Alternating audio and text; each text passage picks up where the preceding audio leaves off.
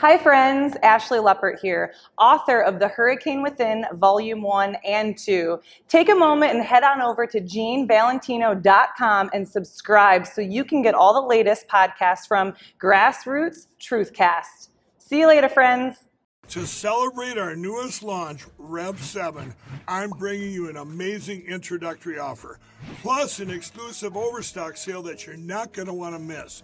Rev 7 is our premium energy drink that tastes great and gives you energy all day with no jitters and no crashes. That's because there's no sugar and no caffeine. So go to mypillow.com or call the number on your screen. Use your promo code to save 20% on our Rev 7 12-packs or try our introductory 3-pack absolutely free. Illegally, and a gift of home. Check out this post. DHS says this holiday season, give yourself the gift of home with the CBP app. They are really great at trolling, aren't they? Now, according to a report from the Center for Immigration Studies, 59% of illegal immigrants' households use at least one welfare program, adding up to $42 billion in costs for American taxpayers. For more reaction to this, pleased to bring in host of the Grassroots Truthcast podcast, Jean Valentino, and also the White House and Washington reporter over at Politico, Daniel Lippman. Guys, good to see you on a Thanksgiving week. Thank you.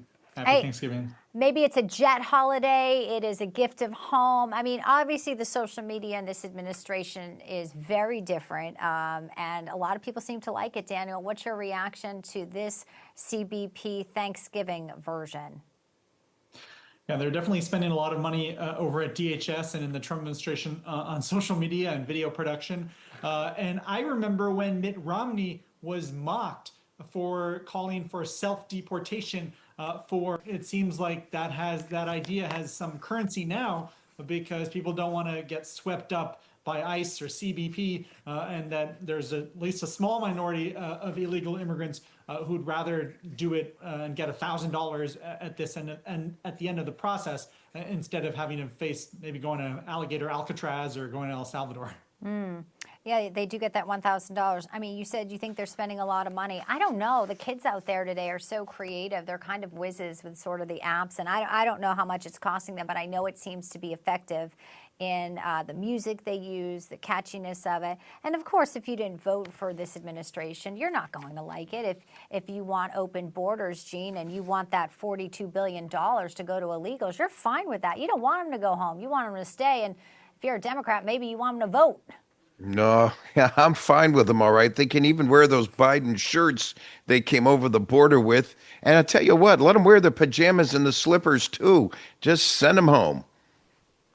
All right, well, don't wear pajamas when it comes to the airports. This is kind of a fun story we heard from Transportation Secretary Duffy. You know, that's also some of the campaigns, Daniel. You know, he wants people to, be civil to one another. It's amazing we have to do this, but it is a message. You're there in D.C., and I know that news conference, I believe, was also in Washington. How do you think the vibe is there now? Are people looking at some of this social media saying, yeah, maybe I won't wear those flip-flops, or at least I'll put my feet out on someone else's chair or on the armrest?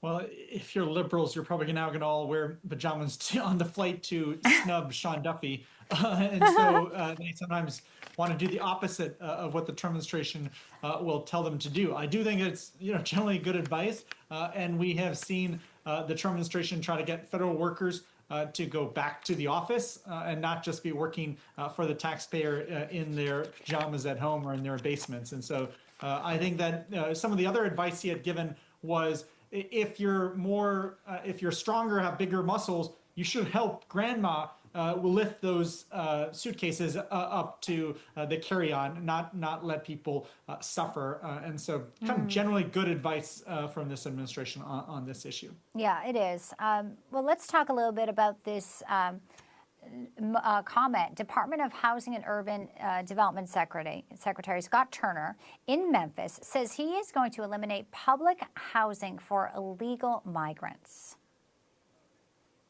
Specifically, American citizens. That's who we want to help. Illegal aliens have no place in public housing. It's outrageous that people who should not be here come across our borders and now usurp spots in housing units that should support American people. What's your take, Gene? Well, no tax dollars, please, for illegal aliens in housing. That's my stand. I think we've got to get back to the principles intended with our legislation. If the money's being spent, as Daniel was inferring, let it be on their extrication and return home. But illegal aliens do not get housing subsidies. All right, well, let's move to this clip. Regular over at MS Now, formerly MSNBC, seems really excited when talking about how the ICE agents in Charlotte recently had tires slashed by the protesters. It is political scientist Dr. Jason Johnson.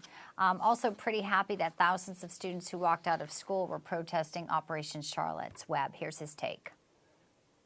In addition to the fact, and I won't say that I'm suggesting this behavior, but ICE agents have found that their tires are slashed. They have been found that they have been chased out of. Yes, they have been chased out of buildings, chased out of restaurants. But that's dangerous behavior. It is dangerous behavior, but it is a demonstration that the American public, when they're not being listened to, these are the options that they'll take. I hope this administration listens and pulls back these ICE raids. I think it's going to take more than slashing tires. Daniel, do you think that is a good take to have? I mean, agree, it's the audience. He's ginning up the base here. But it seems like it's not going to work anyway, so why bring it up and why seem to revel in it? Yeah, these are people you can disagree with their policies. That's why we have elections, and elections have consequences. But people should not be slashing the tires of federal agents who are just trying to do their jobs. I do think that these students, it's in their right to not show up to class, to show solidarity with illegal immigrants who have been wrapped up in these raids.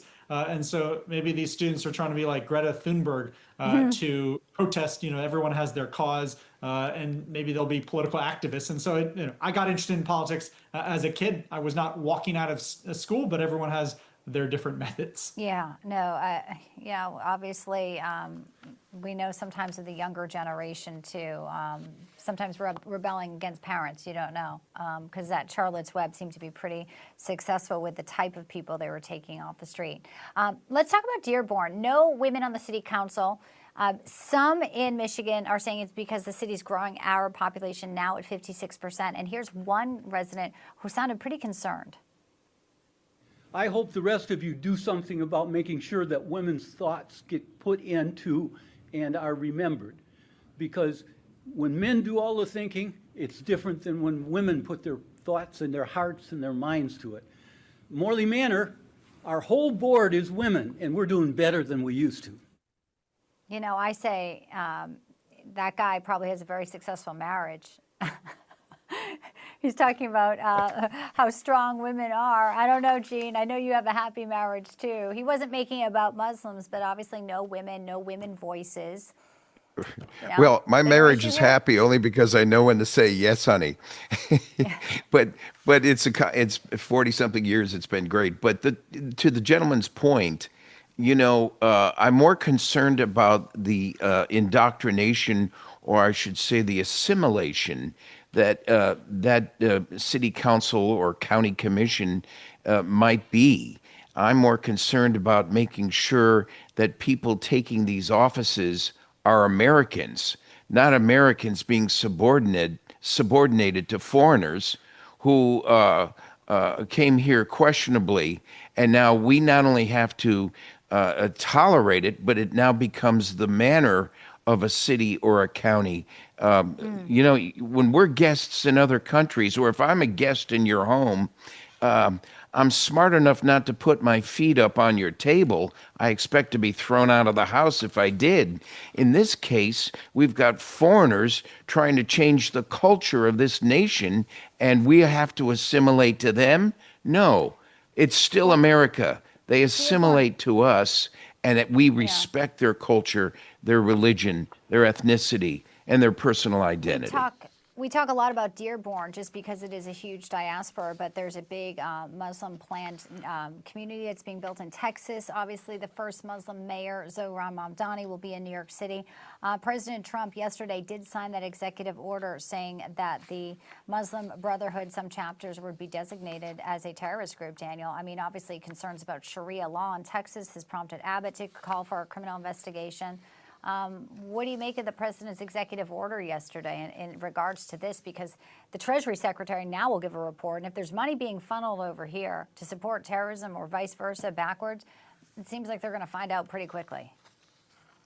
Yeah, there's a lot of victims of Islamic terrorism or terrorism supported by the Muslim Brotherhood that might be interested in getting any funds that they have in U.S. bank accounts. I don't think that there are a lot of bank accounts at Bank of America or Chase that say Muslim Brotherhood where it's easy to trace, but we do have very smart agents in the Treasury Department looking after and trying to figure out where dirty money and terrorist money is. And so I'm sure they'll do their best, but it's not going to be easy, and it might take a while to try to enforce this executive order. Yeah, well, great to have you both. Really appreciate your comments, and I know it's a busy week, and I hope you guys both have a great Thanksgiving. Gene and Daniel, appreciate it. Happy Thanksgiving. To celebrate our newest launch, Rev 7, I'm bringing you an amazing introductory offer, plus an exclusive overstock sale that you're not going to want to miss.